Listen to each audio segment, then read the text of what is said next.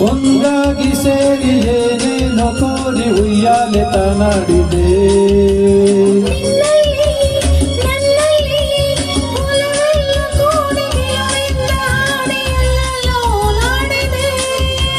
ದಾಹವೋ ಮೋಹವೋ ಹೂಬಳ್ಳಿಯೊಂದು ಮರಸುತ್ತಿ ಬಂದು ತಾನಿದೆ ಆಲಿಂಗನ.